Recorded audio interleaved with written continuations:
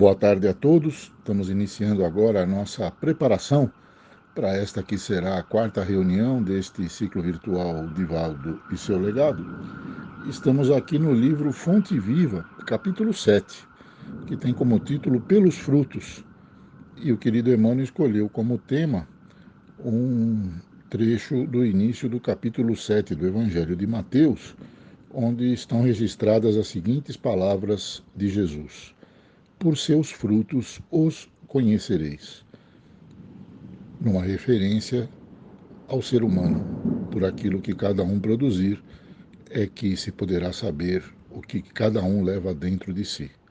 E sobre esse importantíssimo tema, querido Emmanuel nos traz as seguintes palavras para iluminar o nosso coração: nem pelo tamanho, configuração, pelas ramagens, nem pela imponência da copa, pelos rebentos verdes, pelas pontas ressequidas, nem pelo aspecto brilhante, apresentação desagradável, robustez do tronco, nem pela fragilidade das folhas, nem pela casca rústica ou delicada, nem pelas flores perfumadas ou inodoras, nem pelo aroma atraente, nem pelas emanações repulsivas. Árvore alguma será conhecida ou amada por suas aparências exteriores, mas sim pelos frutos, pela utilidade, pela sua produção. Assim também nosso espírito é reconhecido em plena jornada. Ninguém que se consagre realmente à verdade dará testemunho de nós pelo que parecemos, pela superficialidade de nossa vida, pela epiderme de nossas atitudes ou expressões individuais, percebidas ou apreciadas de passagem, mas sim pela substância de nossa colaboração no progresso comum, pela importância de nosso concurso no bem geral. Pelos frutos os conhecereis, disse o Mestre. Pelas nossas ações seremos conhecidos, repetiremos nós. Graças a Deus, desejo uma boa tarde a todos e este importante lembrete é de uma questão superlativa a cada um de nós, porque independente das aparências, numa sociedade, numa época da história humana em que as aparências muitas vezes se superpõem, né, à essência, nós esquecemos exatamente o foco que vem a ser o tema do nosso estudo de hoje, né, adolescência e vida.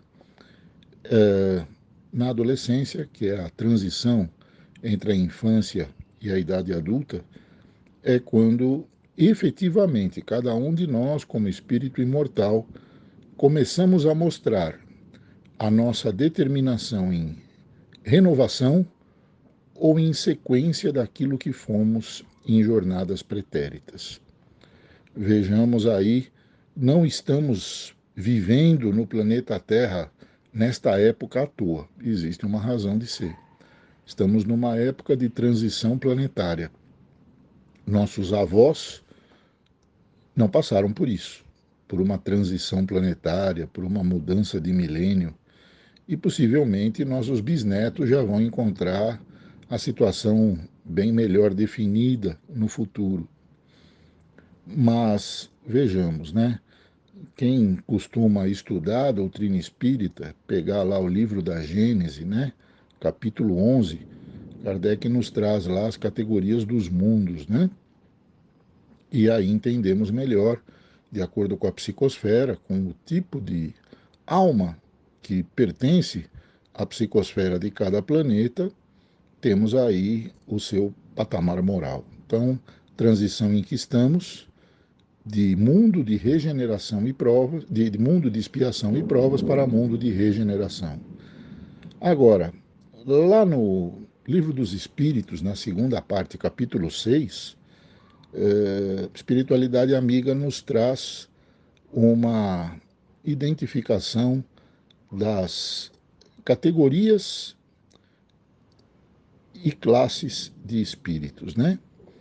Então nos dá lá a primeira classe, que tem a primeira categoria de espíritos, que são os espíritos puros, que são aqueles que não precisam mais reencarnar.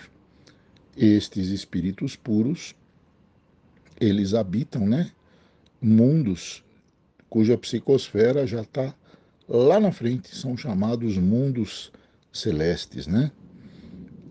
E aí temos a segunda classe de espíritos, né, que vem aí um conjunto de 4 categorias, onde tem lá os espíritos superiores. Espíritos superiores, conforme a gente abre na primeira página do Livro dos Espíritos ou do Livro dos Médiuns, está lá: ciência, filosofia, doutrina ditada pelos espíritos superiores. Quer dizer, todos aqueles amigos e amigas espirituais que auxiliaram Kardec na codificação espírita são dessa segunda categoria lá, espíritos superiores. No mesmo pacote, terceira categoria tem os espíritos prudentes, quarta categoria os espíritos sábios, quinta categoria os espíritos benévolos. Essas categorias de espíritos estão muito mais presentes nos mundos de regeneração, porque nos mundos de expiação e provas eles vêm para auxiliar o progresso daqueles que, como nós aqui estão. E aí temos lá terceira classe de mundos, né? Que tipo de espíritos reencarnam ou habitam a psicosfera em mundos de terceira classe, que é exatamente aquele de expiação em provas em que estamos? Espíritos batedores. Que são os espíritos batedores? Que se usam do invisível, que se usam das características espirituais por mera distração, sem compromisso. Pois tem os espíritos neutros, né, que tanto faz como tanto fez, deixa a vida me levar. Tem os espíritos pseudo-sábios, e desses aí a gente conhece um bocado, né, tanto encarnado como desencarnado. Tem os espíritos levianos, né, que são os associados à mentira, ao engano. E tem os espíritos impuros, né, aqueles que se comprazem na ignorância, no mal, são os homicidas, estupradores, facínoras, aqueles que vivem do engano e do sofrimento alheio, né? Então nós estamos aqui numa etapa em que estamos deixando a convivência com essa categoria aí de espíritos batedores, neutros, pseudo-sábios, levianos, impuros, para nos integrarmos a convivência com espíritos benévolos, sábios, prudentes e superiores, né? Olha que maravilha. E é exatamente na fase da adolescência que cada espírito reencarnado vai escolhendo as suas companhias psicosféricas, né? No campo íntimo, se aqueles com quem se relacionou no passado ou aqueles que vêm nos instruir. A escolha de cada um de nós. Então, daí a importância do suporte à adolescência e como que a adolescência pode ser melhor suportada pelo exemplo, pela convivência. E aí entra os frutos, né, que cada um de nós consegue colocar no relacionamento, na convivência com os jovens, né? Quanto que as nossas ações conseguem influenciar positivamente ou negativamente cada jovem ao qual temos acesso, né?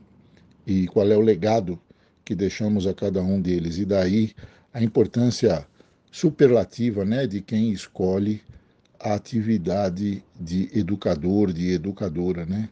Quanta gente esquece a, a voz, as mãos, o trabalho daqueles que lhe transmitiram os passos que educaram a alma, né? Perante não apenas essa vida, mas perante todo o futuro, toda a eternidade.